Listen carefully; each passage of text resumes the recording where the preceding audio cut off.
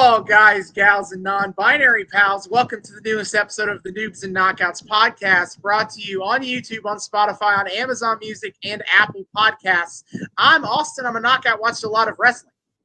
I'm David. I'm a noob. Haven't watched nearly as much wrestling, although I am a bit of an amateur philosopher, if you will. You know, an academic. I got the glasses for it and everything.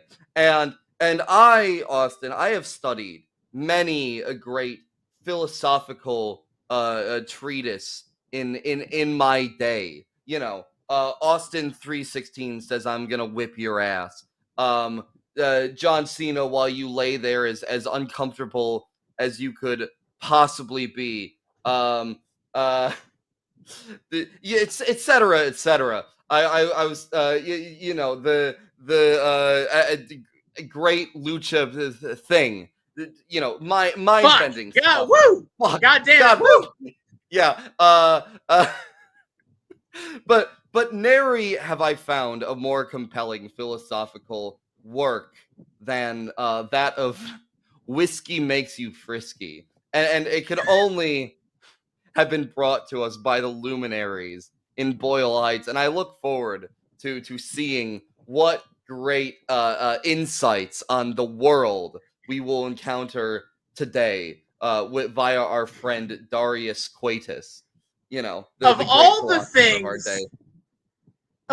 things in the last episode that you could have referenced to have a bit about we're back in Lucha Underground, you picked the bar sign.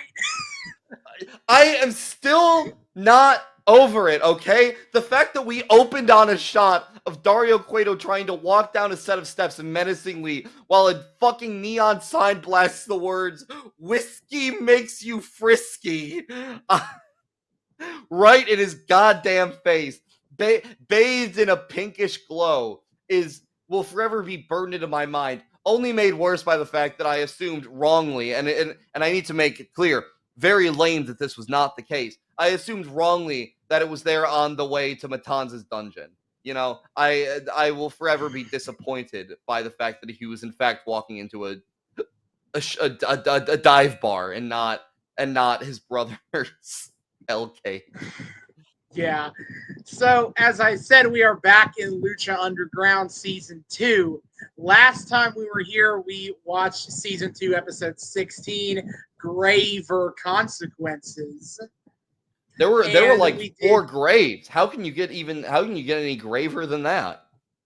I'm sure we'll figure it out in Gravest Consequences coming next. Oh, please, is that a joke? Are we memeing right now? I actually don't remember if they did Gravest Consequences in Season 3. I want them to, though. Purely for the meme, we have to. We have to finish the trilogy. Finish the story, if you will. Yeah, so we opened last week's episode with Dario Cueto walking into a bar with a sign that says "Whiskey Makes You Frisky," to meet the Councilman Delgado, played by Lorenzo Lamas, who Dario is paying off. Yeah. Wait, Lorenzo Lamas. I don't know if you did, because I know that name. Yeah. Because, I mean, I guess he's done a ton of stuff. I didn't, fucking crazy that they got a guy as big as Lorenzo Lamas. Lorenzo Lamas, you know, on the soap opera Falcon Crest in the 80s, as well as playing Reno Reigns on Renegade and Dr. Hollywood on Big Time Rush. Whoa. We need to give a shout out to his greatest credit of all time, which is playing Meep on Phineas and Ferb. That is true! That is true. The reason I know his name is because in the fucking the Phineas and Ferb multi-dimensional TV movie, the song that the two Doofenshmirtzes sing, literally, like, they just have a meta joke what about Lorenzo Lamas playing Meep. It's like, do llamas weird you out, or are they camels or sheep? No, I meant Lorenzo. Oh, that's right, he plays Meep. Like, they just lampshade it in a song for some reason, so I know his name. Oh, Meep is here. All right, the game has changed. Fuck. I don't even remember who Meep is. Meep is the little alien that, like, he only says the word Meep until you give him a mustache that's able to translate the shit he says into English. Oh, nice! Yeah! Meep? Yeah! Meep's fucking iconic.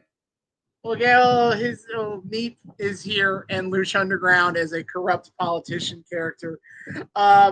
Dario pays off Councilman Delgado to make sure that he knows whenever, the police, to keep the police off of his back, which isn't going great considering there are two police officers working undercover in the temple right now. Yes. I'm not gonna lie. So Dario great at this job as always. But then Dario, Councilman Delgado says that his employer might be stopping by the temple soon, and this freaks out Dario. Don't worry, that's not gonna happen for forever. That's so far away from his employer going to the temple. God. Because I am of the belief they don't even have the person cast for that yet. I'm still so curious, and I have to wait so long. You've hyped this up in a weird you've hyped it up in a this is stupid way, but that is enough to pique my interest pretty much just as much as like actual hype. And now I have to fucking wait. Fuck yeah, you, Rob Rod. Whenever we get there, you'll probably agree with me that this was a weird choice for this. It's a decision you but can't anyway make. Anyway, we have a triple threat match for an ancient Aztec medallion. It's the Battle of the Crew, as it's Cortez Castro and Mr. Cisco versus Joey Ryan. It goes about as well as you'd expect. The match was only a couple minutes long. The Crew double team Joey Ryan to keep him out of the match, but then he does in the end roll up Cortez Castro to win the medallion, and which he puts down his trunks. His trunks, just to make sure that's well protected. Well lubricated, I hope whoever has to put the medallions into the Gift of the Gods belt, I hope they have gloves or something for when they wipe that off. Reach into Joey Ryan's trunks and grab out the lubed up, dripping with lube medallion that's in Joey Ryan's possession. Yes. Then we had a scene of Mil Muertes praying in front of his shrine, and Katrina being like, "We've waited 196 years, I believe it was." We did figure out what year that means the earthquake was, and we talked about it bases in an actual earthquake, which kudos for research. Yeah. We also talked about a lot of things during this portion of the episode last time. We did, yes. Including Katrina getting canceled on Twitter for grooming Mil Muertes. A thing that would have happened during Me Too. As she should have. And then, but they've long been prisoners of darkness, and it's all part of their plan. And tonight she's gonna lick the face of a god before Mil slams that casket shut. And so they leave, and then we find out that King Cuerno was just hanging out behind the shrine the entire time. Mm-hmm. Yeah, as one does. He's stalking his prey that will be in the ring in a half hour for his advertised main event. His prey that are supposedly immortal and pretty supernaturally powerful deities, and yet neither of them apparently have the ability to suss out the fact there's a dude just kind of crouching behind their altar. That feels like the next natural step for King Cuerno. I assume he started hunting animals especially with the deer head. And then he started hunting humans that are vaguely kind of animalistic. Like he feuded with Johnny Mundo, who has the fur boots, and Correct. Prince Puma last year, but those are just normal dudes in the temple. And now he's like, I gotta kill something actually supernatural. Well, because he went after Drago. He did go after Drago. He had the Battle of the Gunmen gimmicks with Killshot, and which Drago, I feel like is in a weird spot for this kind of question. Well, okay, to be fair, he's established as an actual animal. Canonically a dragon, but also canonically having taken the form of a man. So, like, but able to turn back into a dragon. He's a changeling. I guess. But in human form, is he supernaturally powerful in his human form? Well, but here's the form that Cuerno was hunting. Here's the thing, Austin. Cuerno, he talks all big and tough, but he's kind of a lazy fucker. You know, like we might, Austin, be dealing with a terminally mid big game hunter, if you will. I mean, fuck, how many of his big feuds has he won? You know, Jesus. But he's a bit lazy. You know, he doesn't want to deal with all the shit of going after the dragon in dragon form. No, thank you. He'll take him on in hand-to-hand combat sports in human form. That's just fine for him, I guess. And then we had with Phoenix too. So Bird, you know. That's the closest he's come so far to fighting someone of supernatural power. Because Phoenix, because Phoenix dies and gets resurrected. But animal. There is animal. Still an animal. Still also an animal. Yeah, he's still like I appreciate the attempt to keep Cuerno somewhat on brand here. You know. Then we had a trios championship match as Rey Mysterio, Prince Puma, and El Dragon Azteca Jr. defend their newly won trios belts against a 2/3 of a menage a trois of brutality, as Ivelisse and Son of Havoc had to team up with Johnny Mundo because Angelico is injured again. I know. The match goes better than you'd think, considering how clearly dysfunctional the 2/3 menage a trois are. But in the end, the new Dream Team does pick up the dub and retain the belts. Yes, which, you know, real shock. They want to keep Rey belted up for a little while. And after the match, Taya attacks Ivelisse, and so we are going to be rolling with that going forward. Yes, I'm excited for that. I've really come to like enjoy Ivelisse as a performer and as a personality, and like I'm excited to see her get and her thing with Mill at the beginning of the season was cool as shit. Like held her own. Yeah. So I'm excited to see more singles feuds for her. Yeah, I mean, I think Ivelisse is really good, you know, as a wrestler, especially on Lucha Underground. I think it worked. I think Lucha Underground worked out really well. Did really well to highlight her. Yeah, they've worked really well with her, I think.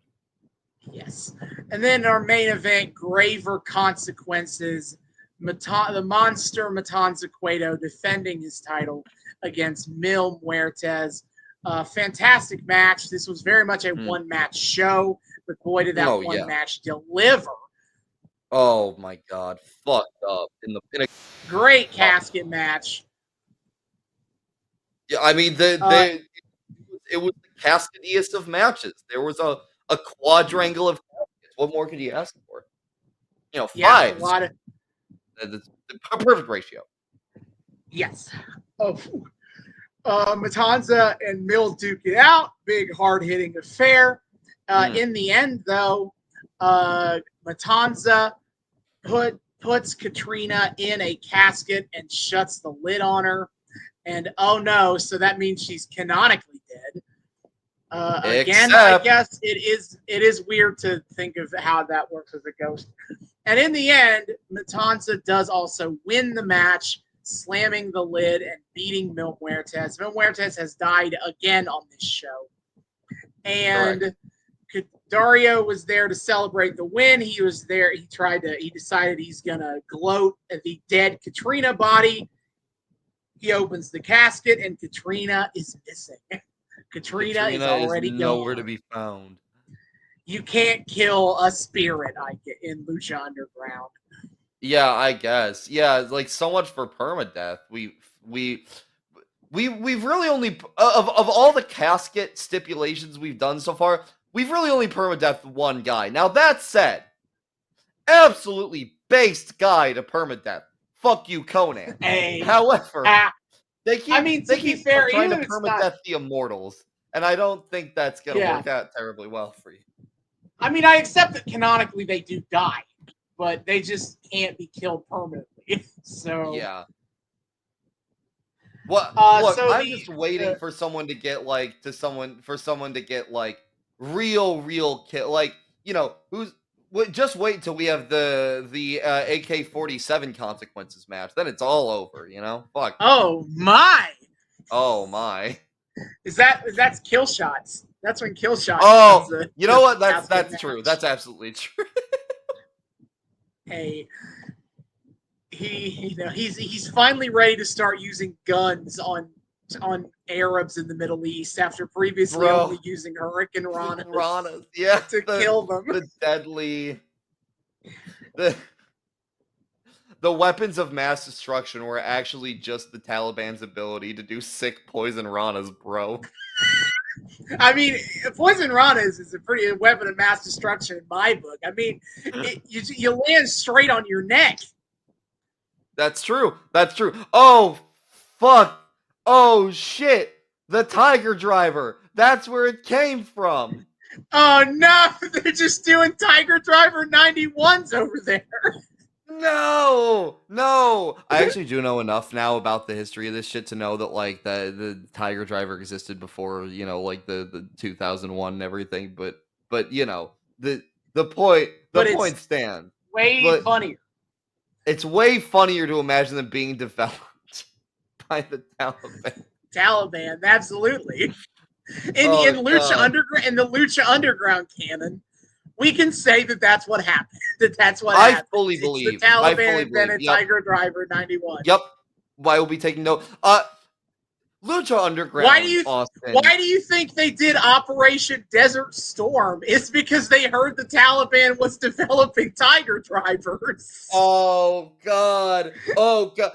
There was actually a missing word in Operation Desert Storm. It was actually Operation Storm Zero. Yes. The Battle of the Finisher. Operation Desert Stormbreaker. Yeah. But they're like, we do here in America, we only do safe, neck strong finishers. And yeah, all right. I guess we're establishing in Lucha Underground canon that modern warfare is been with wrestling moves.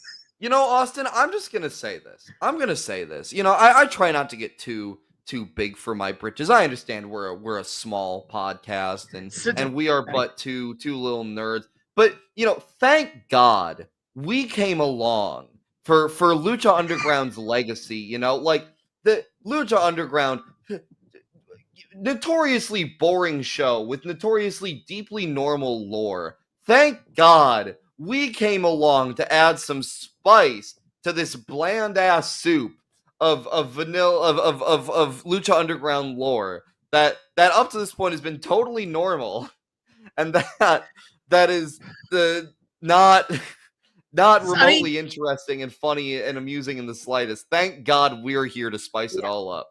Absolutely. I mean, Saddam Hussein, canonically in IRL, big wrestling mark, did believe wrestling was real. Yeah, he did. I think we can extend that out a little bit here in this alternate Earth 3 ass timeline that Lucha Underground is. And and extend that to be that's how he decided to conduct warfare in Iraq. Yes. Low key. One of my favorite wrestling stories ever is Adnan Al-Kessi being like, yeah, I brought Andre to wrestle in front of Saddam Hussein, and Saddam said if Andre, it was a 2 out of 3 falls match, and Saddam said if Andre pinned me even once, he would fucking shoot him in the head. So I had to call an audible on Andre. Absolutely,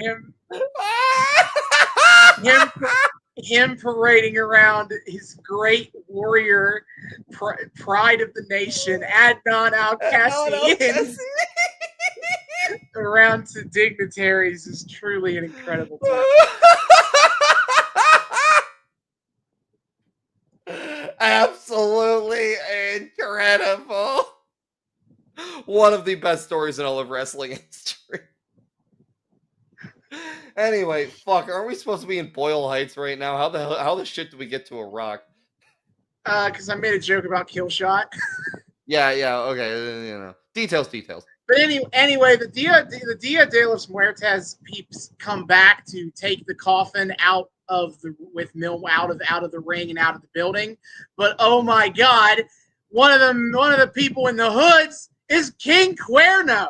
So King Cuerno has collected Mill's body. Yes, extremely fucked there. And they open the casket and Katrina's gone. I'm sure it'll be fine. After the episode, we get this is gonna end really well for everybody involved. Yeah, after the match, we get a quick little post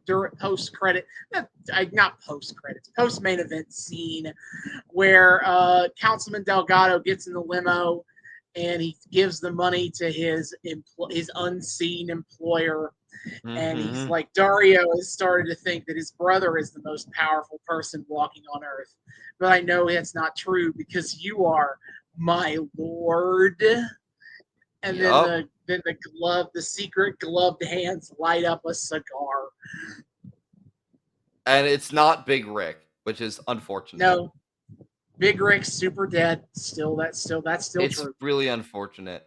It like, imagine not reading the Lucha Underground comics and not knowing that like Big Rick wasn't showing up again and being like, oh fuck, they're bringing Rick back. And then like he's light up the cigar, you'd be like, oh shit, it's Big Rick. And it's like, no. Yeah, right. No, it is not. It is not Big Rick. So tonight we're going to watch season 2, episode 17, Crime and Punishment. Correct. The famous sociological text by, I can't remember what fuck. Oh, I can't remember who it was by. I can't pronounce that name, I'm afraid. Not. I am a dummy. Dostoevsky. Oh no, it's not. It's a novel. Fuck, I'm thinking of something else. No, the novel by Dostoevsky. Okay. Yeah, that's actually what we're gonna do. Is we're gonna read the book. Yeah, we're actually gonna read that book. I can't believe they adapted Dostoevsky's great work into a whole episode of wrestling. But that's the power of adaptation, baby. I wish I had actually read that so I could then make jokes about the adaptation. Just reading Crime and Punishment for fun so we can make goofy quips of a episode of a wrestling podcast. Yeah, that's how committed to the bit we are. That's true. We are very committed to the bit, and we're definitely going to do that. Right. Please don't hold us to that. Please don't check our work. All right, so we are going.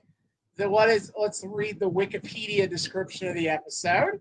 Of course, very necessary. 7 luchadors compete for the Gift of the Gods Championship. So it's time. The medallions have been sent. The medallions have been sent out. It's time for a title match to have the Gift of the Gods belt back in circulation. It's time. That's exciting. And then we also it just says Cage seeks revenge. Against As a reminder, as a reminder, Cage beat Masquerita Sagrada for the Gift of the Gods medallion, but then during the post match, Chavo Guerrero ran off with the medallion, which I guess counts. Absolutely, it counts. What that again, Arn Anderson. We've learned this.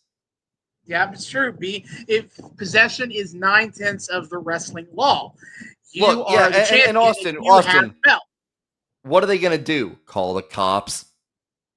That's true. It's like that. If anything illegal happens in the Fight Club, you kind of can't say anything about it because you're already in a legal Fight Club. Low key, the whole illegal fight temple is the best. Is like such a great way of defeating one of the greatest running plot holes in wrestling, which is how the shit the dudes get away with doing very illegal things without a single bit of repercussion on a legal standpoint. Like, I guess the easy kayfabe of it is just like wrestling promoters sell all that shit as just being like part of the show. But like, again, like in kayfabe, it's all real though. It's supposed to all be real in kayfabe. That's the point of kayfabe. So what? I guess the kayfabe is that it goes so deep that the whole like meme of people being like, "Oh, you know, it's fake, right?" Like, is still a thing in kayfabe. And then in kayfabe, people thinking it's fake is a work by promoters so that they don't get the cops called on them. So in kayfabe, people who don't like wrestling also think it's fake, but they don't. But unlike in real life, they're just incorrect about that. It's the wrestling version of Christmas movies where adults don't believe that Santa is real when he's very much real. In a universe where canonically he is real. Yes, correct. Okay, all right. You know, I'm glad we are solving for the atheists in D&D problem. Also as well here. Oh fuck! You know, an under-recognized systemic issue in the D&D world. I'm glad finally, again, thank God, Austin, that we are here to answer all of these very important questions. Man, I always forget the name of this fucking character, but I feel like I bring it up every time that we have a discussion about this kind of thing. But there is a DC Comics character whose whole gimmick is that he doesn't believe in magic. And he works to disprove fraudsters for pretending to do magic, proving like, this is not, they didn't do real magic. There's an explanation. But of course, in DC Comics, magic is real. People do real magic, and again, I wish I could remember the name of this character. I forget every time, but they gave an explanation that this guy has metahuman abilities whereby any magic done around him is made fake. He is so disbelieving of magic, he makes magic non-magical. That's so fucked, dude.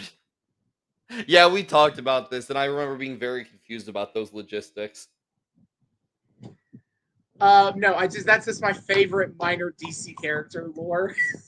You have a dude who doesn't believe in magic in a universe where magic is literally very real. Literally the guy that worked himself into a shoot. Yeah, and he's such a hater that he makes magic not real. That's some Peter Pan ass shit, and I love it. Yes. Oh, it's so goofy. Anyway, Lucha Underground. You can watch this episode with us on various legal and illegal means. The legal means are Amazon. But you can buy all the episodes on Amazon or Amazon Prime or Apple Video. You can buy the whole season, all the entire show. Man, I wish it was still on Tubi. Tubi is so sick as a streaming service. Really is. I gotta say. It really is. They have such cool shit just hanging out on Tubi. The most random shit, and like a lot of it's like dumb and mid, but like man, there's some fucking gems there. That's part of the fun too, though, is you get all these stupid B movies. They're like free. You can just watch them. That's fair. That's fair. An endless content mill of just what the fuck. What I'm saying is I need Tubi to get Lucha Underground back. And I also need them to get the rest of the seasons of Glow.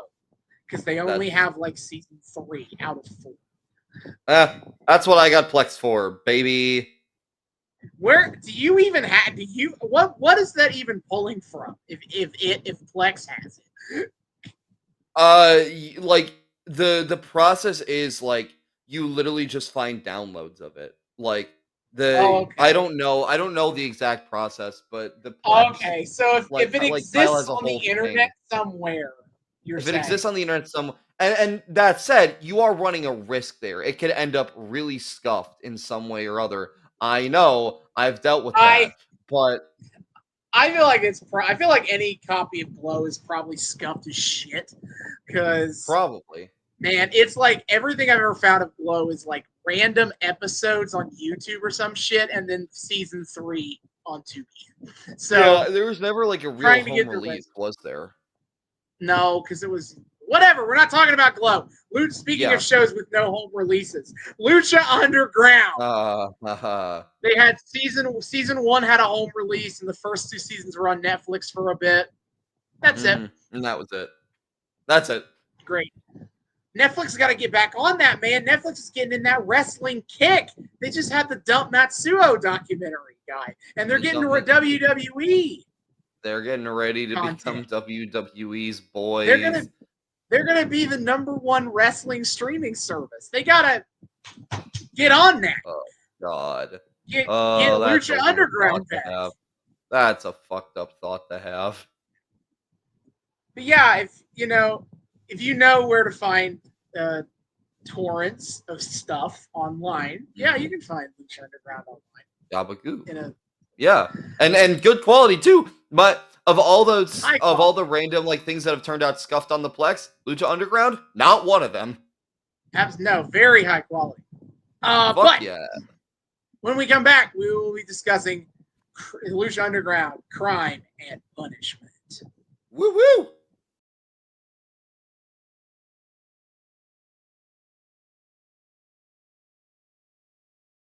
And we are back. We have finished the season 2, episode 17, Crime and Punishment of Lucha Underground. I must say, I'm a mite like, I guess not really, but the title choice for this episode is interesting because like there's been a lot of talk this season about crime, criminal organizations, etc. And none of that is what the episode title is referring to. Like, as I was going to say up front, this whole episode, the episode title and the A plot of the episode is related to Cage and Chavo. Yeah, that's what it's talking about. And I guess like you could apply it to the like Penta and Vamp angle at the very end of the episode. There was a lot more punishment than crime on that one. That's fair. Well, it's something that Vampiro sees as a crime. How about that?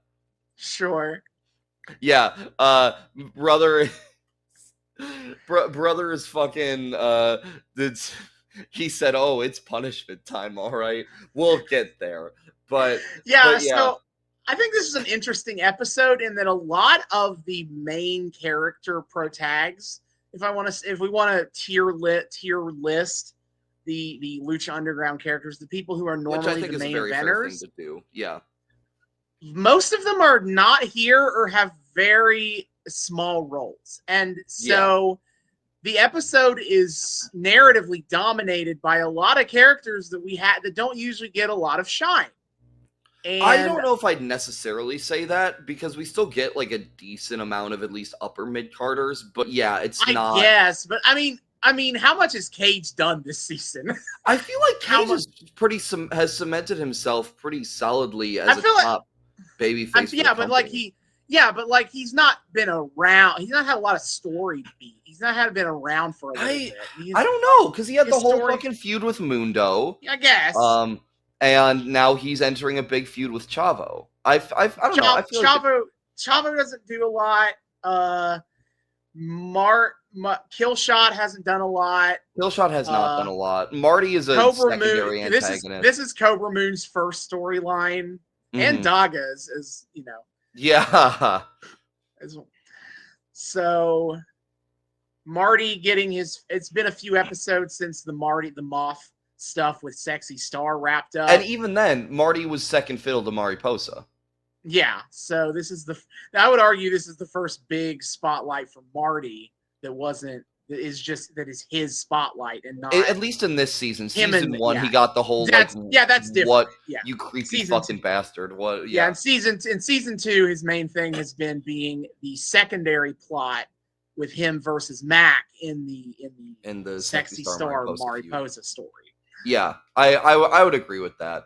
I would still argue that like Cage getting a prominent feature is kind of our biggest guy on this episode, but I guess not like main eventer, but to me, like, I was kind of taking stock of it, and I do feel like, because he had that run in the previous season. I feel like he had a good run in the previous season too. Season 1 he had a big part. That big heel monster push. Now he's baby facing it. Now he's he turned face against Mundo. Yeah, so. Which like is it takes away some of that like scary fucking aura from him, because he's now like, I don't know, friendly to the crowd or whatever. But like, I don't know, he still feels like a pretty big presence on the show to me in a new way. That's just me. Sure. And speaking of Brian Cage, we open the episode. So we open the episode with Dario Cueto just shoving money in a duffel bag. That's interesting. Why is he doing that? What is he doing? Don't you do that sometimes? Is this his newest payoff to the councilman? Does he think he's been made? Why is he just shuffling money in the bag? Don't you just do that sometimes, like for fun? I guess. Yeah. Sure. And then Cage barges in. He's complaining about Chavo stealing his medallion, and Dario's like, "Well, sucks to suck, really." He's like, "Yeah, that sounds like a you problem, brother." Now, Dario explains that tonight will be they're about to do the medallion ceremony, and if Chavo puts the medallion in the belt, well, he's in the match. So yeah, apparently it's cosmic law of the medallions that whoever puts the medallions in the belt is in the match. Well, either that or it's just Dario being a fucking carny. But either way, that's the rule, I guess. I don't remember that beat coming up before, but I guess this is our first time dealing with a stolen medallion. Arn Anderson would be proud and all that, Yeah, so Dario explains how this is going to work, and he's like, "Well, I mean, that's just how it is." And so Cage decides that he will follow Dario out to the ring as we cut. Which is kind of a cool visual that we directly transition from like the Dario's office bit to Cage. I have a realization that came about just now. I'll talk about it in a second, but I just had a realization about the geography of the internal geography of the temple. I want to talk about them when we get to Mac's entrance. But anyway. Okay. So Dario comes out, Cage right behind him, and they have it set up in the ring. They have the big belt, and Dario re-explains the rules of the Gift of the Gods belt, and he will be inviting each medallion holder to come down to the ring to put their medallion in the belt. And at this point, Dario is freewheeling it, I guess. Oh, Jesus, ever freewheeling it. So, oh my God, it starts off pretty normal. So first comes Tejano, and he's like the blue collar champion of Mexico. Like, I get, that's kind of been his thing. So like, fair enough. So Tejano puts the medallion in, no issue at all. No. Then I will say he does bite it right before putting it in his belt. Which, first of all, shouldn't you have done that? Gold, I guess. first of all, shouldn't you have done that way earlier? Second of all, unsanitary. But then, speaking of unsanitary, So not then to be comes outdone. Joey Ryan comes out in normal clothes, fully clothed. They're all like in normal clothes, except for like Aerostar and Sinestro de la Muerte. Yeah, that checks out. And Joey Ryan thankfully does not pull the belt out, the medallion out of his pants. Instead, he kept it in his jacket, his shirt jacket pocket. And however, Dario is like, you're a man of fashion. Really? Outstanding, all right, great. Dario. And then Joey, speaking, yeah, go. Joey Ryan licks the medallion. Yes, speaking of fucking unsanitary, Jesus. So, as a reminder of where this particular medallion has gone, it was given to Joey Ryan, who put it down the front of his trunks, where he lubes up his cock before every match. That's true. That's true. It then was moved out of his tights into a shirt pocket, presumably, and then he takes it out of the pocket and licks it. Absolutely. While he also has his sucker in his mouth too, so like that's a lot of cross contamination going on. This belt needs to be like disinfected before absolutely it gets handed disgusting. God, Jesus. So then puts that in, and then we get Spooky Boy coming out, and Dario's like, huh? Is that Trace? Is that Dario Negro? Oh, it is El Sinestro de la Muerte! Yeah, motherfucker calls him the wrong name twice, which, given the history of our dealing with the Disciples of Death on this podcast, what a mood. And it's for the disrespect too, because Sinestro comes in and he's in his like he's in his gear already.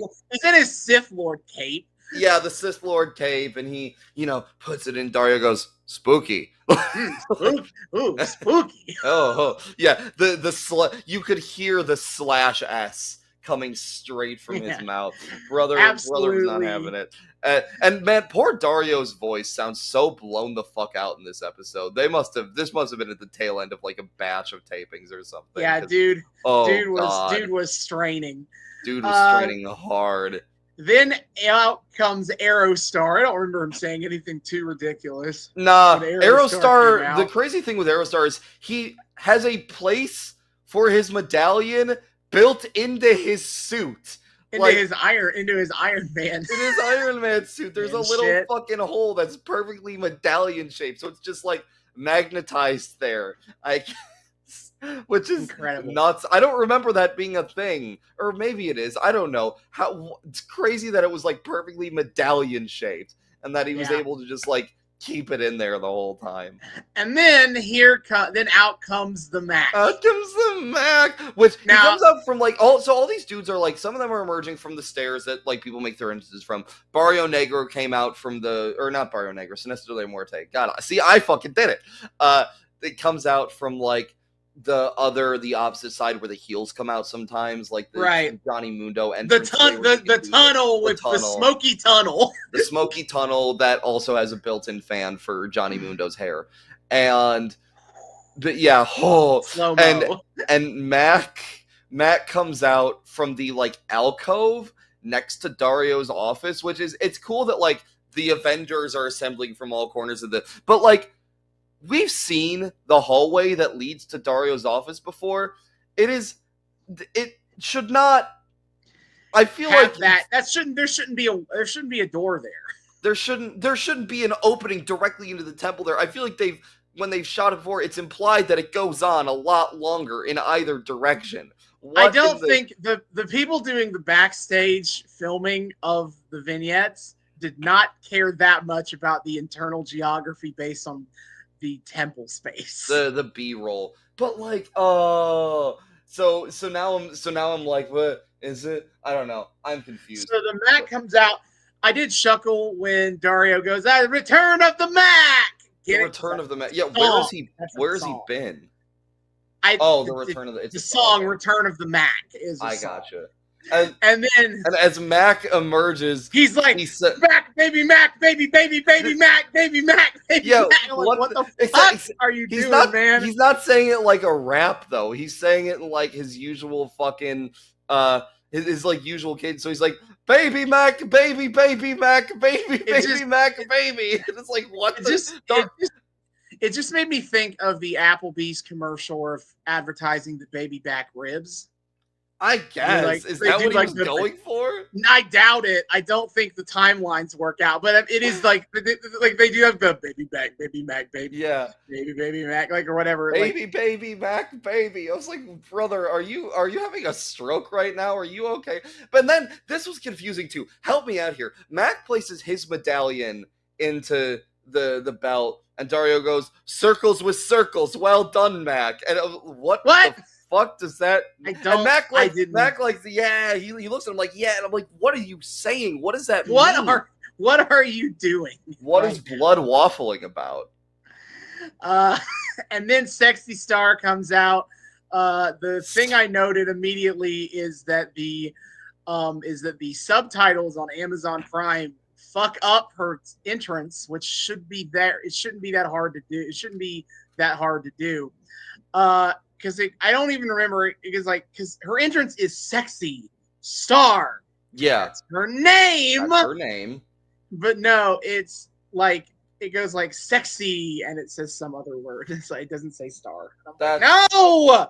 That doesn't sound right. Yeah, brother. No. And Dario doesn't go as crazy here. He just calls her sexy and strong star woman. He's okay. Sure. Have your fun. Sure.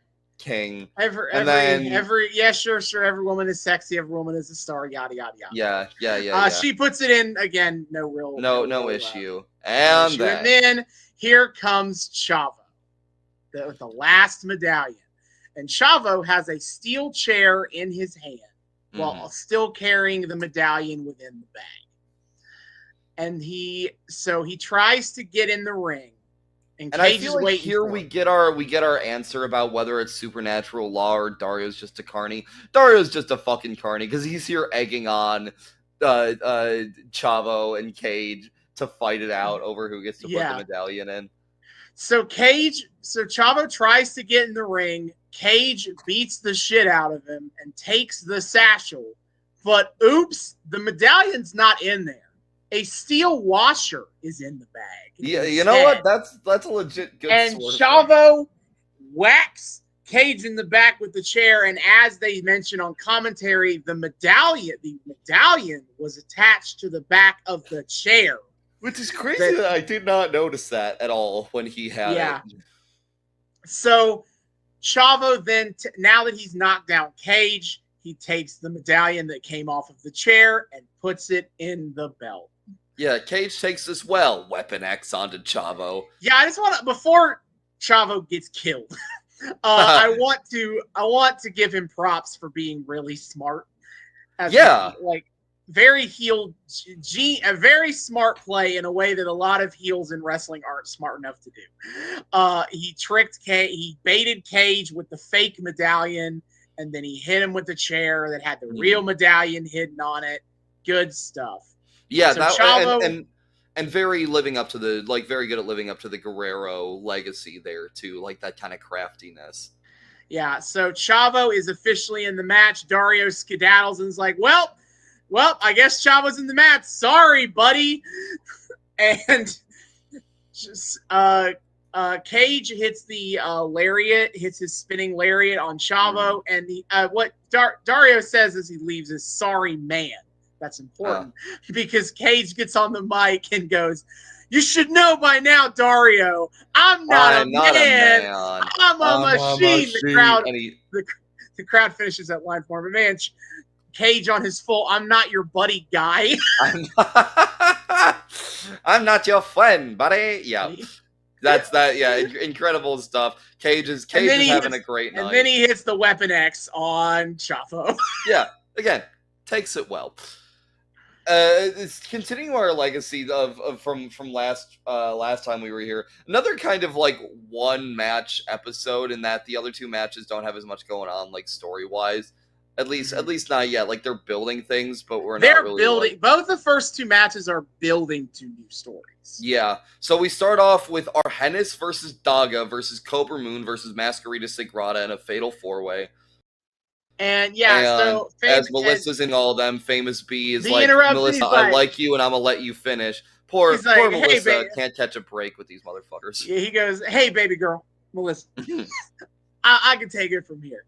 And he's like, my name is Famous B, and I got people, my hotline is blowing up with people calling 423 get fame. And of course, it pops up like in the commercial on screen as he says that. He gets an on-screen 423 get fame graphic. I'm going to say that one more time just to make sure you heard. That's 423 get fame. Man, I say this every time. I'm so sad that the hotline doesn't work anymore. I know.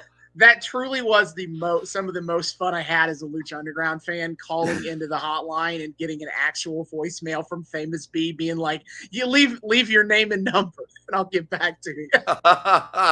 That's so good. Motherfucker, this is one of my favorite gimmicks maybe ever. Just the Famous B, like 423 get fame. Get 423 get fame. That's brilliant stuff here. Famous B declares Masquerita Sagrada the winner of this next match, which, hey, wait a minute. What predetermined carny shit do you think this is? This is a legitimate combat sport. Thank you very much. I will not have you besmirching it. And he says that Masquerita Sagrada is now hailing from Little Hollywood, California. Little Hollywood, yeah. Okay. Also, apparently, Vampiro is trying to get himself and Stryker hooked up with Famous B because, of course, he is. He's like, hey Matt, did you call that number I left for you? And Matt's like, I'm getting to it. All right.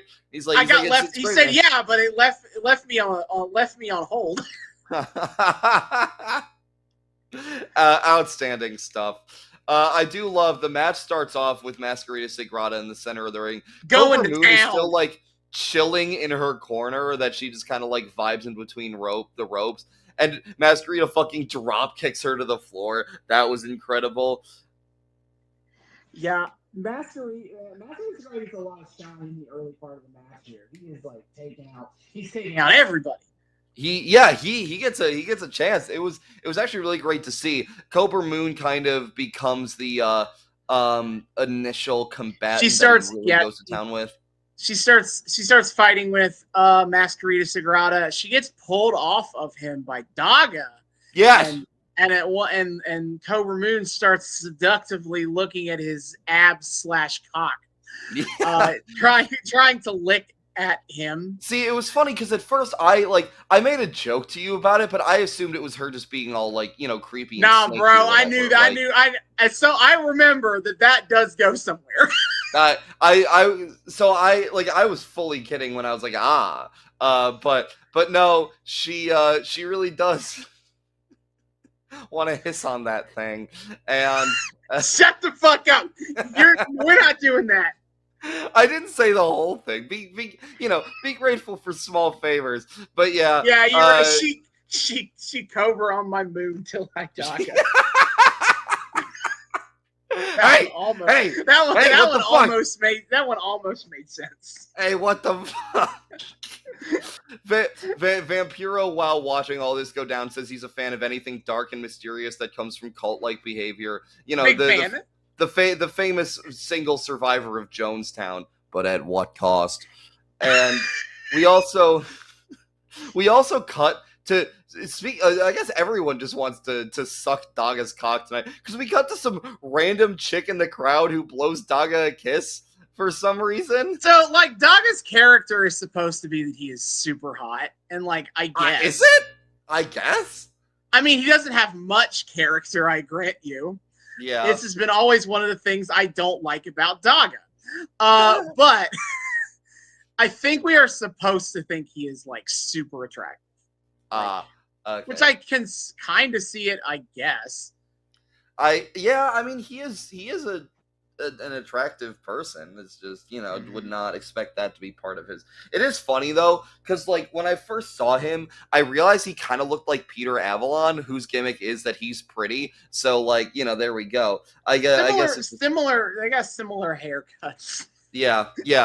And Yeah, I don't know. So that's a thing. There's some chick in the crowd that we see blowing a kiss to Daga, and even Daga looks confused. He's like, okay, but but but fucking Masquerita gets back. He's going at it with Cobra again.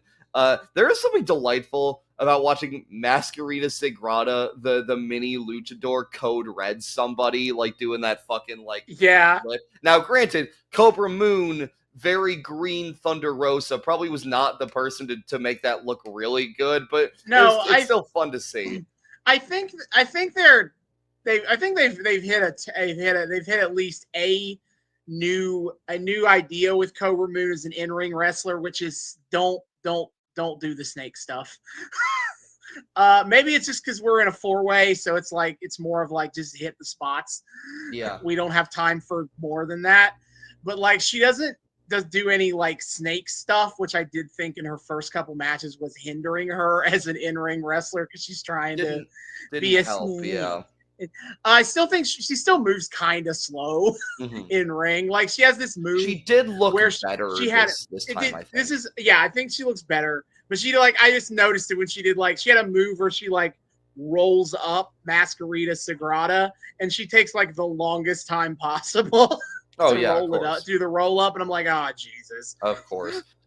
Also, all this time, I realized the crowd is fucking chanting, "Get Fame 423, get Fame 423, 423." The crowd loves Famous B. Such a goated fucking. There was a dude that had like Famous B's card. He showed it off to the camera. That is an invaluable piece of wrestling memorabilia, I'd say. If you have a Famous B, card. This gimmick needs to come back. Famous B or without him. Bring it into AEW, please. Famous B. God, if we need a new direction for Prince Nana, I have an idea.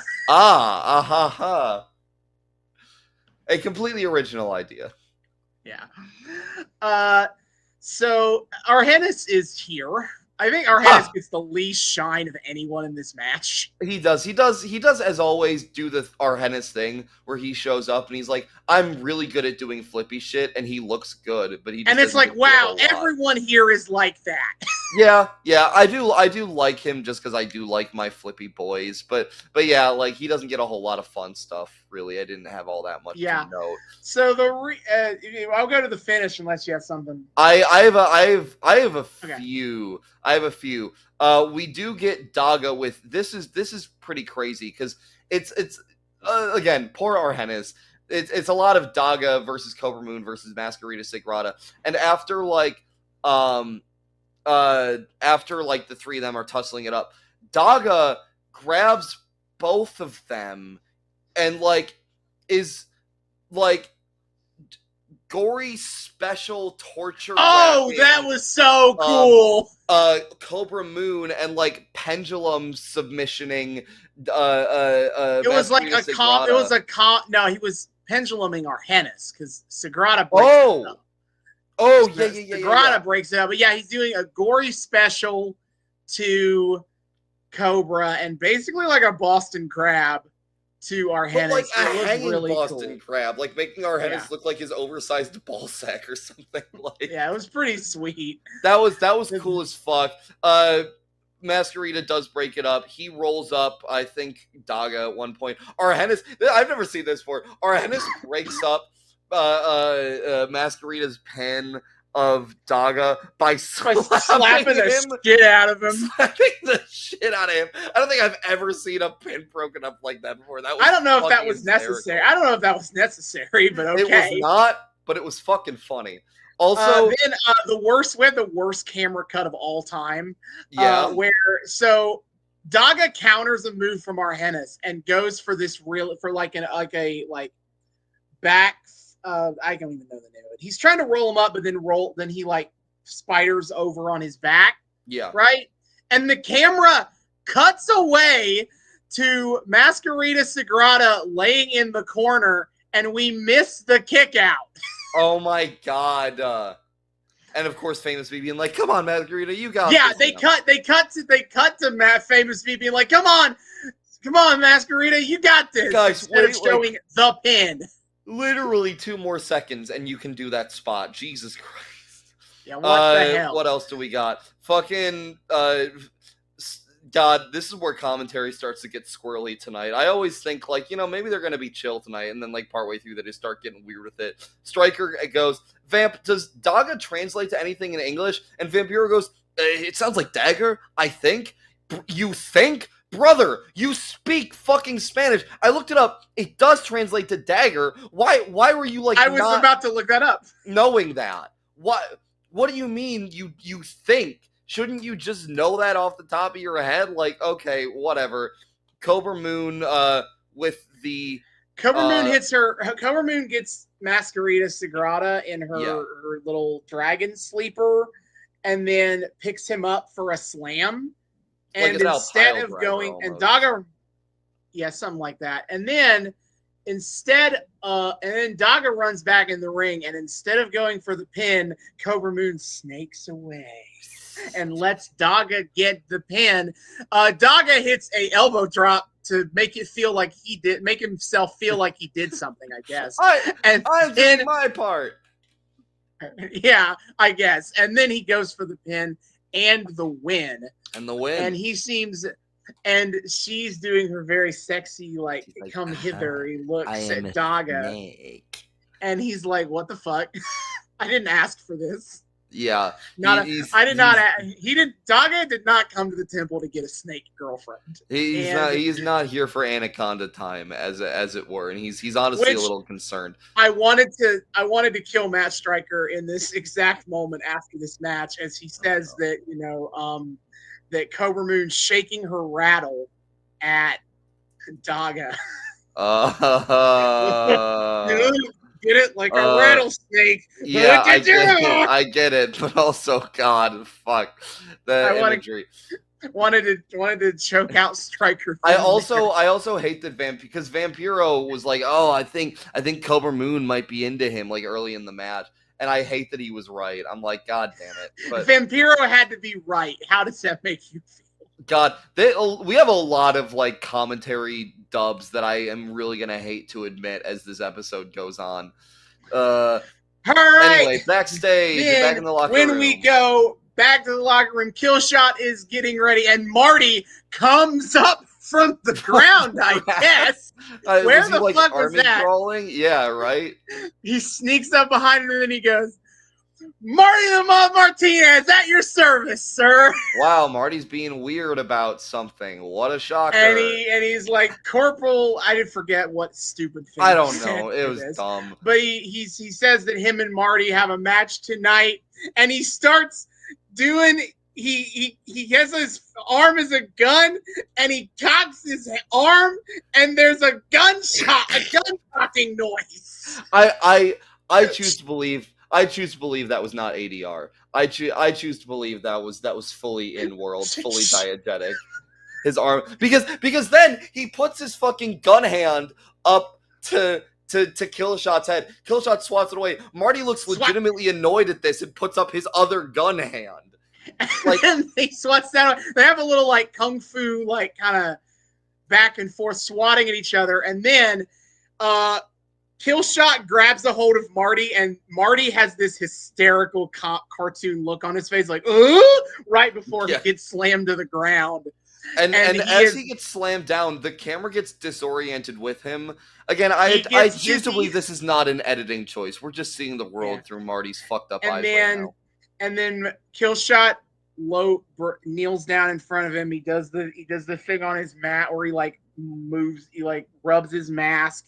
He puts the gun to Marty's head and goes bang.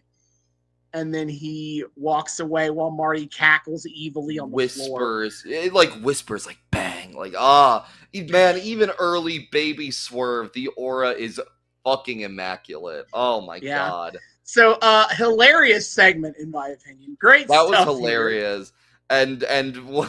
Yeah, Marty being all Marty about it. You love to see it. Or, nah, actually, fuck that guy. Interestingly enough, we get to see, like, the logistics. Next match is Killshot versus Marty the Moth. We get to see the logistics of what Marty's entrances are, because up to this point, we've always just seen him already be in the ring, because he is so he can creep on Melissa. But on this episode, we watch the band play their song, and Marty makes his entrance. It's Conjunta Nueva Ola. They're back. Yeah. Yeah. So as Conjunta Nueva Ola plays their song, Marty comes out. We get to watch Marty's entrance from the top of the stairs, and then he walks all the way down, and then he positions himself so when the band stops, he is right behind Melissa, sniffing her hair. Yeah, I actually didn't catch that. I only I was so excited about Conjunta Nueva that I was just like, yeah. No, I thought that was cool because we always skip Marty's entrance because the stronger visual is we first see Marty in the ring creeping on Melissa Santos. So I thought that was neat. I was neat to see what it looks like when Marty comes out. Is him coming out while the band is playing their song? Yes. So that is a fun little thing. Sad I missed it, but whatever. The point is the goats of temple music are back. Poor Melissa. Oh, this poor woman. In an unironically great call from Stryker, he refers to Marty as the annoying one, and I was like, God damn it. And then another dub from both of our commentators by just standing the shit out of Killshot. The power of the aura is too strong. It will not be denied. Vampiro and Stryker, try as they might to be cringe, they also swerve when they drive. I kill shot when I drive. I kill shot. I kill when I shot. Wait, hold on. When I shot. Outstanding. Marty fucking takes off his shirt and throws it at Melissa who's outside of the ring at this point, who swats it away with her mic. Oh God. She didn't even want to touch it. She uses the mic. I would also be grossed out personally. Yeah, oh God, have you seen all the sweat stains on that thing? Yeah. So, I think Marty and Killshot have a pretty solid match here. They do.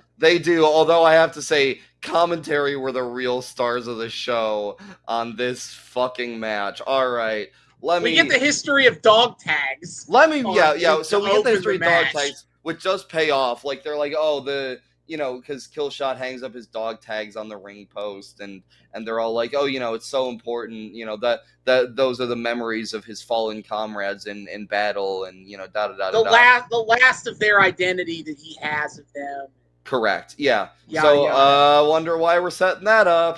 It's a mystery. But yeah. So, but let's get to the real fun meat of the match. The commentaries here. Vampiro. Wait, is this the match where they talk about British colonialism? Is it? I don't think I have a note about that. Well, I know there is one of the matches on the episode. They talk. I might have been in the main event. It might have been the main event because that would have made more sense. But there's a moment where they talk about the Aztec tribe shit again, and Vampiro alludes to British colonialism and how that was the downfall of the Aztec civilization. Jesus fuck, I missed that. Oh no, We'll save it.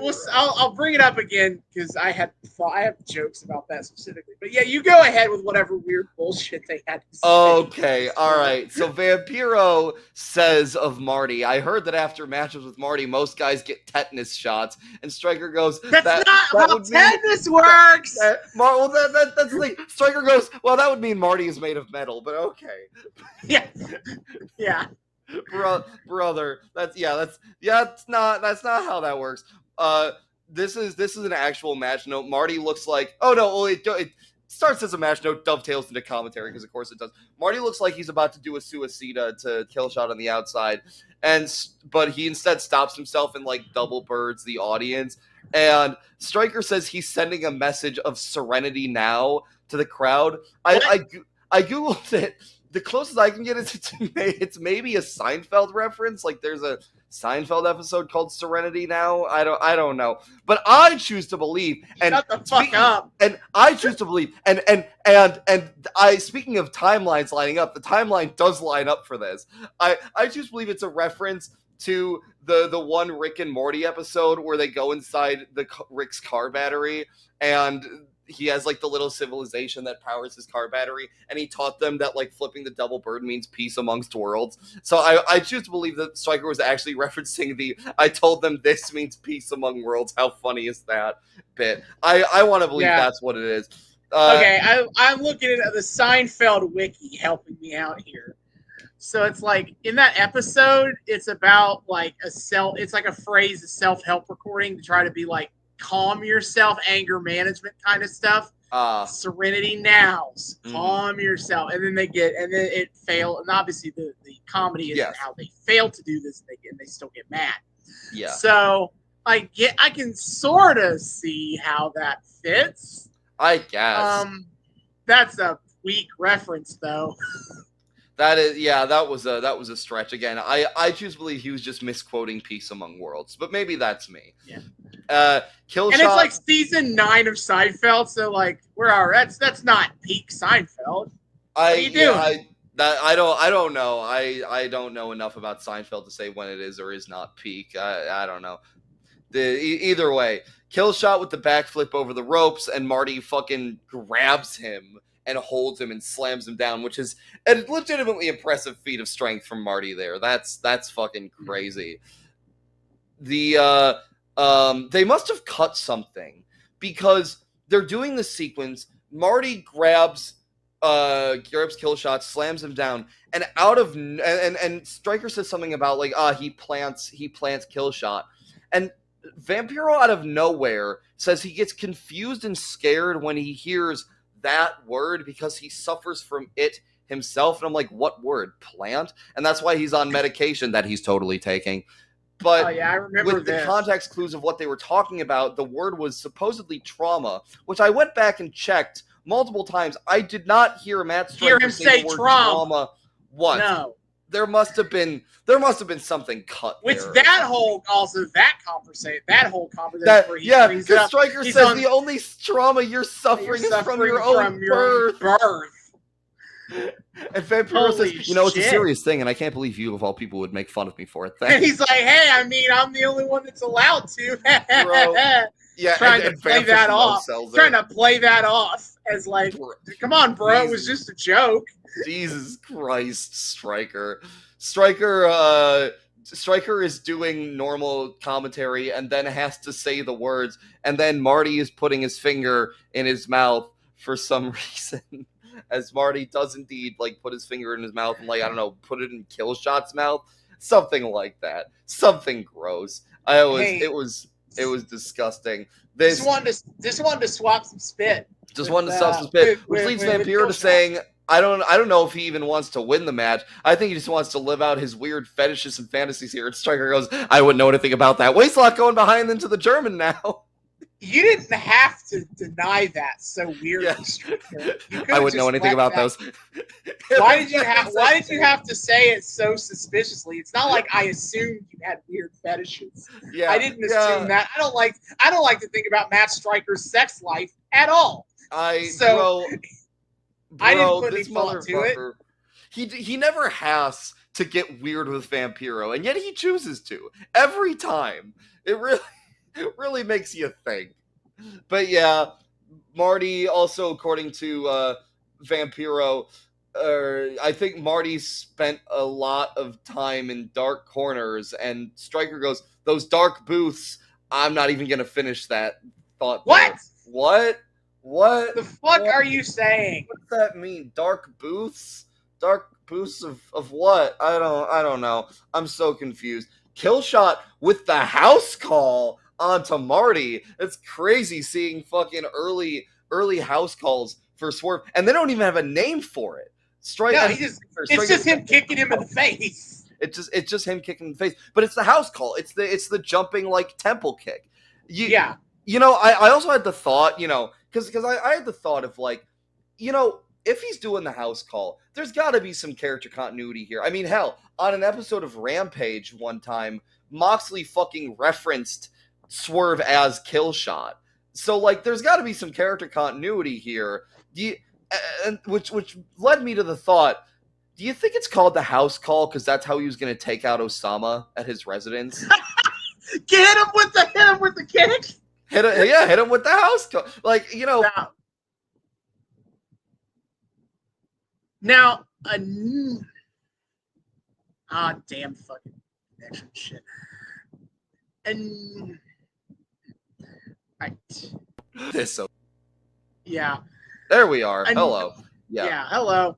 A normal podcast might just assume that it's the house call because of whose house? Swerve's house. But well, you know, we need to consider. We scholars of Lucha Underground lore. We know what's up. Yeah, dodge this, Osama. I think we already tried to establish Prince Nana as Swerve's old commanding officer. Yes, we did. I think we did. Yeah. Who then I guess after service turned to Nigerian prince scams. Yeah. Okay. I guess he is, by all accounts, an actual IRL Nigerian prince. So, you know, there we go. Maybe he's the one real one. Maybe when you get that's why the scams don't work. He's sending the emails and everyone thinks it's a scam, but no, he is a Nigerian prince desperately in need of your money. That's why it never works. Oh, God. Nana, I'm sorry. Also, Vampiro points out that Marty has BDSM cuffs on. Like, does he? Yes, he does. I took a look, and yeah, those are those kinds of cuffs. Because they have the thing on them that you can secure them to the bedpost. Which, is Marty a sub? Did not see that coming. I don't know. I feel that feels right to me because I feel like he is the non-sexual sub, very important I phrase it like this, in his relationship with Mariposa. That's I mean, I don't know. I always assumed he was bad Dom because like he has no respect for boundaries or consent or anything. No, I definitely think he would be a bad Dom. Yeah, I just assumed like that he liked to be the perpetrator, which is kind of funny if he's the sub actually, because yeah, those are BDSM cuffs. I don't know how I did not notice that before, but baby. I know exactly how I didn't notice that. That's fair. That's fair, but baby, yeah, that was a fun detail to notice. God fucking damn it, Vampiro. Nasty Death Valley driver onto the apron from Killshot to Marty. Back in the ring, Marty with a nasty lariat to Killshot, and it cuts to some dude in the crowd who just flagrantly disapproves of this, which the random crowd shots tonight are just... okay, camera work is having a time tonight, and then curb stomp to Killshot, but Killshot kicks out at 2. Oh shit! Striker says of this, I think this would be an upset, and Vampiro says, yeah, to say the least, and Striker says, yeah, all those empty bottles at your feet. Tell me, what? Why? What does that have to do with fucking anything? What the Jesus? What the fuck are any of these? What the fuck are these two on about tonight? Yeah, again. I always think like when the episode starts, oh, maybe they'll be normal this time. No. Killshot hits what we deduce to be a Last of the Dragons onto Marty for the win.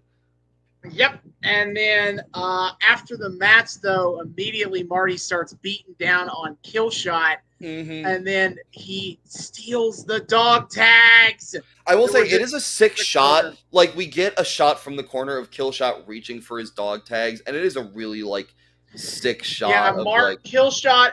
This was cool. This was cool blocking where Killshot is like on the ground, crawling, trying to reach for the dog tags, and Marty hits a second rope curb stomp. Yep. To Killshot, and then he like cradles him, and he does the bang bang. Does the finger guns thing to him. No, he steals Killshot's friendship bracelets. I mean dog tags. Hey now. So Marty and Killshot, I guess, are going to be in a storyline together. Yes, which, you know what? I would love to see Killshot murk the shit out of Marty. If I ever have to watch Killshot lose to Marty, I might just keel over. That would be sad. That would be sad. We then go right to our main event, the Gift of the Gods Championship match. Gift of the Gods, baby. Texano comes out in his best blue blazer. Yeah, I've never seen Texano gear like that before. Powder ass blue singlet. Yeah, holy shit. Weird. Our starting matchup is Sexy Star versus Joey Ryan. I wish both of them a very go fuck yourselves. It's as creepy as you think it will be. It's as creepy as you think it will be. Chavo Guerrero defends This was funny Sexy to me, Star's though, is because, so, Joey Ryan dips Sexy Star and is about to kiss her. Mm-hmm. And Chavo runs in to be like, no, you can't do that to a woman. I guess Chavo does have a red line. Yeah, the Guerreros lie, they cheat, they steal. They don't do sexual assault. That's not in the description. I guess that's true. It's not one of the three things he not said. One of the three, yeah. So he comes to her defense and then immediately rolls her up. Well, yeah, trying to get her for the pin. Heel chicanery that respect woman? Is that so hard, Joey Ryan? Look, Chavo Guerrero is a dirtbag and a bastard, but he is a valiant gentleman, goddammit. Absolutely. That was unironically an incredible moment, like defending Sexy Star's honor from getting molested and then taking advantage of the situation to roll her up for the pin. That was beautiful. Also, today I learned that Guerrero means warrior in Spanish. That's me. Huh. But we get a great sequence in ring where Sexy Star and Mac are in with Joey Ryan. Yeah, Mac kind of doesn't want it. Yeah. They double team Chavo and Joey. Stereo Irish whip head scissor sequence from Sexy Star and Mac, which was great. And then Sexy Star's like, all right, let's go, Mac. And Mac's like, I don't really want to hit you. We're bros. Yeah. And then they don't. They do an extended sequence of running the ropes at each other. Sexy's running the ropes, trying to get at Mac, and Mac keeps finding new ways to dodge until Texano grabs Sexy Star from the outside. Yeah. He says something to her in Spanish, and Vampiro says, I don't know if you want me to translate that or we'll get taken off the air. Which, after he wasn't sure whether Daga actually meant dagger, I don't know if I fully trust your translations here, brother. And then Striker... Are you sure just get confused again? And then Striker goes, well, if we haven't been thrown off the air yet, I think we're good. I missed that. Okay, that's actually good. Vampiro, again, in another unfortunately solid dub for commentary. It's Texano versus Willie Mack in the ring, and he is all here for the big men slapping meat. Vampiro is not a vegan confirmed, and I have to say, that's pretty based. We do love our meat slapping around here. Not IRL vegan. IRL vegans, you're chill, but like on a wrestling context. Wrestling vegans, lame. Out. Yeah, exactly. Yeah, I'm glad we're on the same page here. I just had to make that clear. And then Striker... this is probably where they like get into the British colonialism thing, but I was too busy writing down other shit because Striker says, Vamp, I lean on you for a lot of historical significance and things. Why? He riffs every fucking time. Why do you He makes it the fuck up every time. He's like, I don't know. Maybe. Yeah. He had the gringo thing, which was true somehow, and that was it. Yeah. So then, they talk about. He talks about the history of Aztec tribal warfare or whatever until their society, like I don't remember the wording, but he alludes to like them being colonialized by the British,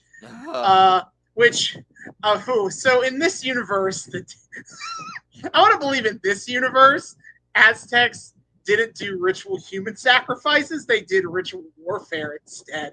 Oh, absolutely. That's the thing that gets propagandized about in British history. Oh no! Like in this universe, the Doctor Who episode "The Aztecs" is about Barbara trying to get them to stop doing ritual combat. Oh man! Instead of human sacrifices. They have the wrestling ring set up and everything. Yeah. Man, Doctor Who needs to do a wrestling episode. Anyway. No, yeah, it was. I was just thinking of that while they were talking. No, I like it, which it does raise the question of if that's the canon, right? Does that make the appropriation of Aztec warfare for Lucha Underground based or problematic? I don't know, because is it a reclaiming or is it a crass regurgitation of the propaganda? Now, I think that in a different circumstances, it could be based in a cool thing. Mm-hmm. But the thing is Dario has no Aztec. Is not close to any Aztec bloodline as far as we're aware. I thought you said his dad did. I don't remember. I remember his dad being part of the criminal empire. Okay. Was related to Dragon Azteca. To the Dragon Azteca and the Mysterio thing. I don't remember. I don't believe it ever has been said that Dario has any sort of like personal connection to these Aztec tradition, and he's openly a carny shitbag. So I feel like this is absolutely him appropriating Aztec culture for his own gains for his illegal fight club. Sure, yeah, fair enough. All right, Dario, I'm sorry, we gotta cancel you, buddy. Them's the rule. This is what we gotta cancel him for. Yeah, I mean the murder, not the murder, the fight, not the crimes, the Eldritch monstrosity brother. No, we gotta cancel him for his problematic appropriation of the Aztec warfare propaganda that was propagated by the British and the British colonializers. Yeah, he is problematic. Colonizers. Yeah, he's problematic, sweaty. Uh-oh. Hashtag Dario is done. Man, we've canceled Katrina on this show, and now we've canceled Dario. Again, not for any of their, like, murder crimes, just for, like, being a little problematic, sweaty. Yeah, absolutely. I'm glad we're on the same page here. But yeah, so sorry, Dario. Them's the rules. Sinestro de la Muerte with a sideways backpack to Joey Ryan. I don't remember a damn thing Sinestro de la Muerte did. Tejano versus Sinestro de la Muerte, which is maybe the most apathetic matchup you could give me in all of Lucha Underground. LOL. You could have put Argenis in here and I would have cared more. I do. I like Argenis. He's part of the Jobber Squad, so that immediately endears me to him a little bit more. Chavo is before we get to Chavo, Joey Ryan gets caught between chops from Sexy Star and Mac. That's a lot of fun. And then this was a cool move. Mac picks up Sexy Star and drops her down while he sits out for like a tandem leg drop. That was cool as shit. Yeah, that was a fun stereo, or like a fun tandem move. And then Chavo Guerrero, man, Chavo Guerrero in Lucha Underground is easily my favorite Chavo by a country fucking mile. He's having so much fun here. He's getting such a great spotlight to shine. He gets in the ring and like everyone else is like standing around him. He's cowering. The fans are chanting chicken shit at him. And then they start beating the dog. Everyone starts hitting their finishers on Chavo. He takes everybody's finishers, which was incredible. That was so good. But then here comes the machine. Uh-oh. And Cage arrives, and Cage, everyone, and he like he's looking around at everyone. He's like, and he emotions if he is about to finish the job on Chavo. Yeah, of course. And then he destroys everybody else. Yup. Double clotheslines to like Mac and Sexy. Fucking throws Tejano around for a second. Like brother is wrecking shit. Joey Ryan capitalizes off of his wrecking shit to try to get the pin attempt on Chavo. And Cage is like, no, not done with you yet. He hits the Steiner screwdriver on Joey Ryan. And it's like, okay, he's cleared the ground. It's time for his revenge. Chavo. And then he takes Chavo's body, lays it on top of Joey Ryan. I also love he does it in full view of the ref. And because it's Lucha Underground and the rules don't fucking matter, the ref's like, okay. Okay, I guess this works. That's a pin. 1, 2, 3. Chavo Guerrero is the gift of the gods champion. Everyone, the commentators are confused. They don't know what's happening. And so Chavo gets the belt. He crawls up the stairs with his belt, and Cage gets the microphone. And he says, Chavo, congratulations. And I have talked to Dario Cueto, and he says that you have already agreed to defend your belt next week. And Chavo's like, what? I don't remember that. Chavo Dario fucking told his ass. Also, sidebar, we have people like throughout this whole Cage sequence doing like clapping for him with the rhythm of the Terminator motif, which that's sick as fuck. That's sick as fuck that the whole crowd's in on that. That's cool as hell. Cage says that he will be defending the Gift of the Gods title next week against him.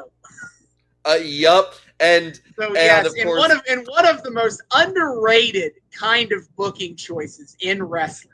Yeah, we see a wrestler help his hated rival win a belt so that he can be the one to defeat them for the belt. Yeah, Hangman Page, take notes, you know? Yeah, no, that was fucking incredible. That was a great like little twist on the situation. I thought that was cool. And as soon as he dropped Chavo down, I realized what he was going for, and I'm like, oh, that's sick as fuck. That was a great call. I loved it. And then speaking of great calls, fucking Striker. I need him. I shit on him all goddamn night, and I need him to stop having great closing calls to make me admire the shit he says on commentary every once in a while. Because he may be a goofy-ass motherfucker along with Vampiro for 99% of the episode, and then it comes to the ending. He always knows how to pull out a good goddamn monologue. Vamp, they say it's darkness before the dawn, and now perhaps the most self-centered, egomaniacal, self-serving entity we have here in Lucha Underground. He has his hands on the Gift of the Gods title. If that weren't bad enough, his last name just happens to be Guerrero, and he is on a collision course with the Machine. And I'm like, God, that makes me fucking hype. Damn, that sounds cool. God damn it.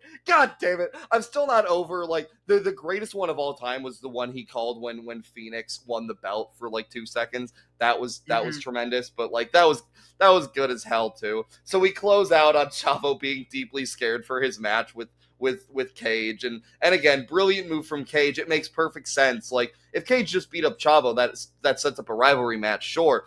But if Chavo wins the belt, then Cage has a rivalry match that involves the belt. Like, just great little decision there. And then, speaking of BDSM, we cut to Pentagon's dojo, where Pentagon Jr. is tied up in like a sex swing. Oh, he's fully suspended. He's just in a suspension rig here. That like he is fully horizontal, face up, face down, off the ground, and Vampiro is out here being like, you're weak. You were broken. And he starts hitting him with the kendo stick. He's got the kendo stick, and he's like, he's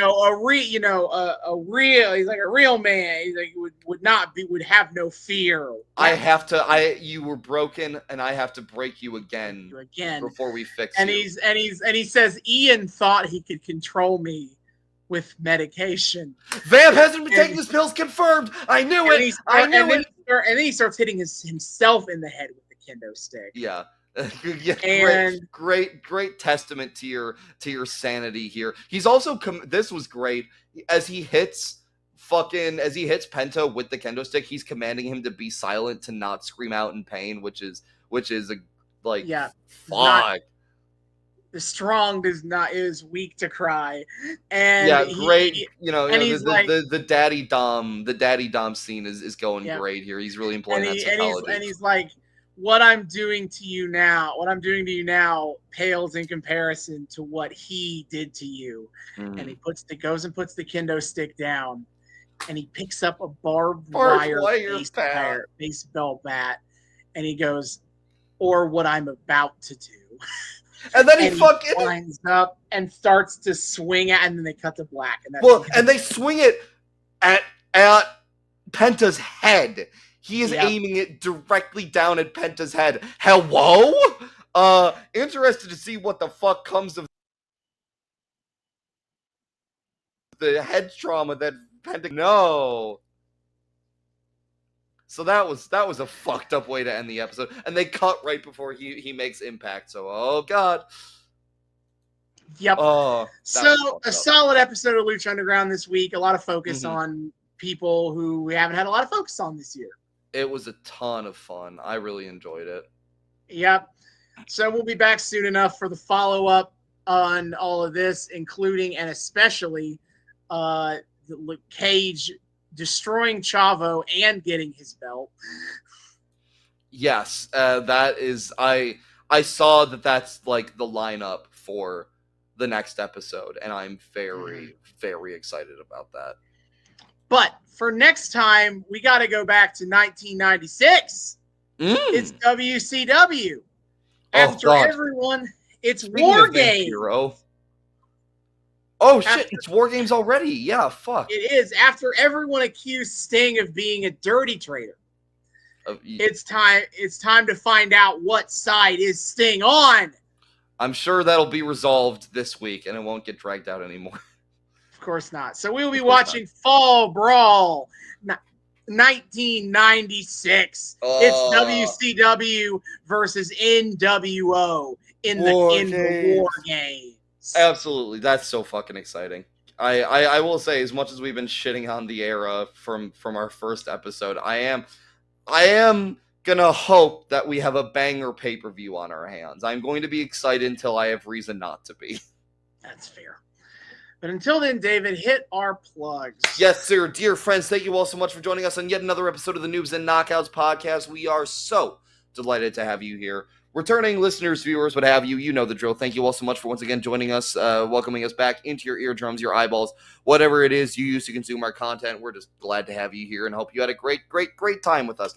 New people, hey, hi, how's it going? Welcome to the show. We here at the Noobs and Knockouts Podcast like to think we are friendly to both noobs and knockouts alike. So whether you're brand new to the wild, wacky world of wrestling or you're a veteran of all the weird bullshit, we just hope you had a great time here. We hope you want to keep coming back to have a great time with us week after week and all that good shit. And I'm going to make sure you know all the ways to do so. First and foremost, of course, you can find us on YouTube. We are the Noobs and Knockouts Podcast on YouTube. Hit subscribe, ring that bell. Make sure it turns a nice little solid color so you get notifications every single time we drop a brand new episode. Check out all of our playlists. Austin has been kind enough to organize all of the storylines that we follow into their own separate playlists, so you can follow things all the way down without having to skip around a whole lot. It's great. ARC supercuts are coming soon to the channel too. Be on the lookout for that. That's going to be a fun time. We're also, we also really appreciate it if you guys give that sweet engagement to our channel in the form of likes and comments. Helps out our place in the algorithm tremendously. And hey, it's the video version, so you can see our beautiful, sexy faces. And we didn't really do all that much visually interesting in this episode, but you know, you can see us impersonate, I don't know, the Johnny Mundo hair. Whoa. Neither of us have the hair for that right now. If you'd caught me a couple months earlier, whatever. Anyway. So video version, but if you're a fan of the audio only experience, we have you covered there as well. You can find the Noobs and Knockouts Podcast on pretty much anywhere you want to listen to a podcast. So if you're listening to us right now on your not preferred platform, first of all, why? Second of all, easy enough to fix. We are wherever the fuck our RSS feed takes us, which I've learned is a lot of places. So Spotify, Amazon Music, Apple Podcasts, etc. If you listen to podcasts somewhere, you can find us there. It's a great time. Listen to us, download us so you can listen to us offline. Give us that sweet engagement in the forms of rates and reviews that help out the show tremendously. Maybe if you're so inclined, a nice little 5 stars or some kind words suggesting that maybe more people should be checking us out. Just a thought I'm having off the top of the dome right now. All that good stuff all over on the audio only version. But we do exist outside of this little void that we find ourselves in week after week. You can find us all over the interwebs. First and foremost, of course, is our Twitter account at Noobs and Knox Pod on Twitter. That's at Noobs, the letter N, Knox Pod on Twitter. Come check us out there. We do the whole Twitter thing. We meme it up. We engage in mind-melting IWC discourse. We put up a post every single time we drop a brand new episode, so you guys always know what the hell is going on. Highlight of our Twitter, and it's coming back. It's coming back this week, is weekly wrestling live tweeting. I'm back, baby. I have to say, my friend group that I watch wrestling with, Kyle, Bianchi, Robbie, they have devolved into lawless country in my absence from wrestling night. All right, they haven't even watched wrestling for most of these fucking weeks. The absolute shame. So the gotta restore the law and order, as it were. And yes, every Wednesday night at 8 p.m. Eastern on TBS, we are watching and tweeting about AEW Dynamite, having a grand old time watching and hanging out during that. And on top of that, when we get the chance to, sometimes we will watch and tweet about AEW Rampage for whatever time it may have left before we switch over to Shockwave, which is a thing that's coming down the pike, supposedly. Oh, God, not another Russia. Well, they're axing Rampage, I think. And potentially Shockwave is going on Fox as a Rampage. But what about the show that I've been waiting on? It's the show that you're going to wait forever now, baby. No! Dies Irae. Not yet, but, soon. Apparently. It's allegedly, according to not enough people have been waiting. Not enough people have been waiting on Rampage. Not enough. That's what I'm saying. I'm hoping that Shockwave is basically Rampage, but with a different name, because it probably is. I do love the 1 hour mid-card sprint that is Rampage. I don't get to watch it a whole lot, but I do just really enjoy it. And it's gonna be on Fox apparently, which is crazy way to build the viewership. So that's fun as fuck. Actually, AEW is taking WWE's spot on Fox. Yeah, seriously, which is hysterical. But anyway, so for as long as it lasts, Rampage sometimes 10 p.m. Eastern on TNT and on Friday nights, and Collision sometimes on Saturday nights at 8 p.m. Eastern, also on TNT. And, we'll watch and hang out and do all that good stuff. If you enjoy watching us talk about wrestling here, the live tweeting carries over pretty well. On top of that, Austin, being the knockout that he is, likes to follow all of the. I now? I like there. It has been alleged. Again, according to Meltzer, anyway. He's like. Oh shit! I hear this. I got the Meltzer approval on that one. The Meltzer. Meltzer rated you 4 and 3/4 stars. Nice. He's a real. That Austin guy. I hear he's a real knockout. And Alvarez is like, yeah, what the fuck is up with that noob? Anyway. Yeah. So. Anyway, Austin being the Meltzer rated knockout that he is. Allegedly.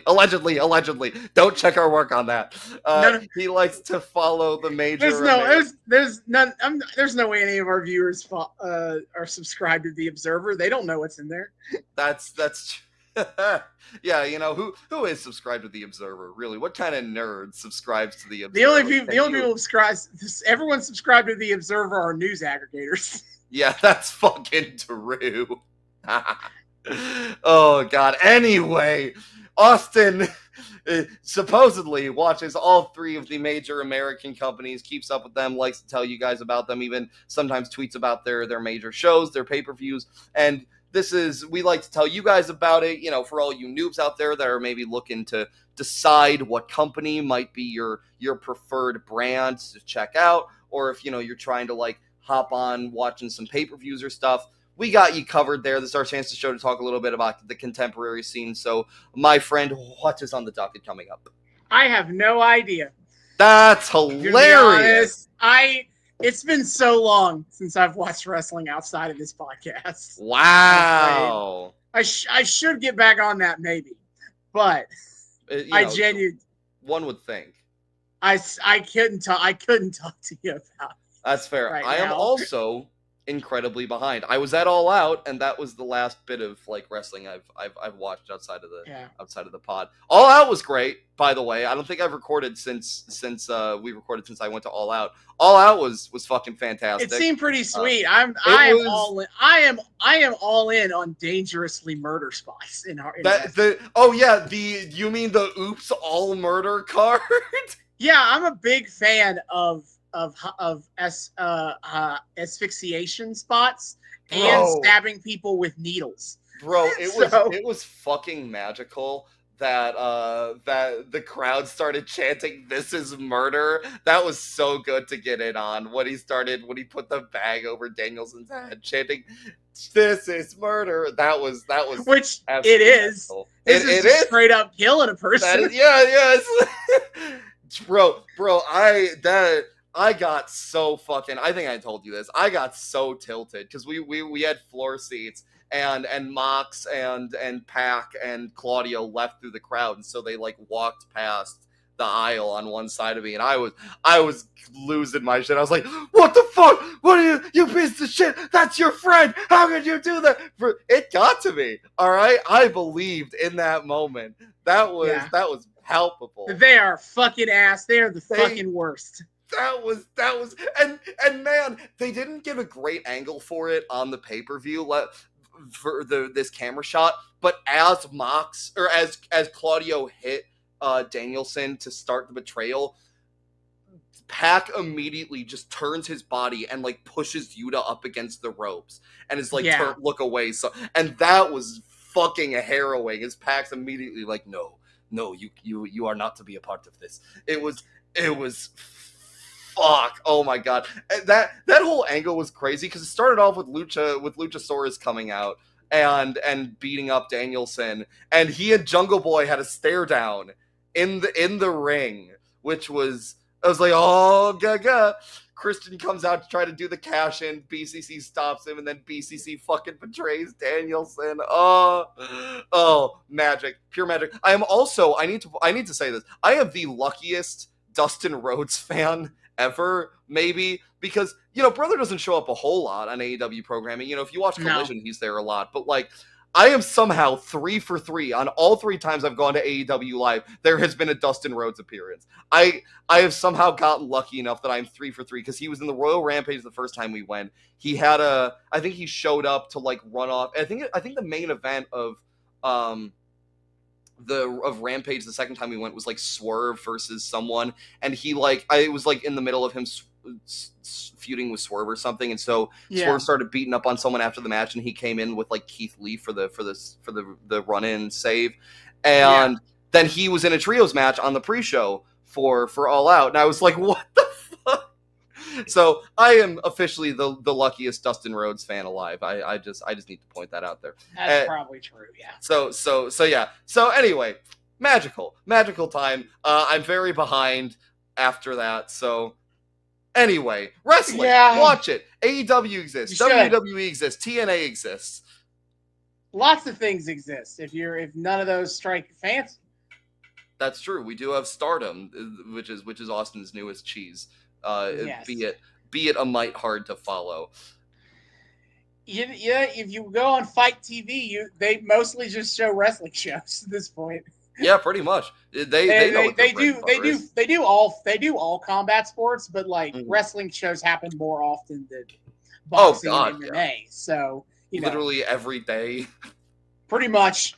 So if there's you just go and fight, just watch anything that kind of looks vaguely interesting to you. See what that's happens. Fair. I like that philosophy. Anyway, so yeah, watch that shit. At Noobs and Knockouts Pod on Twitter.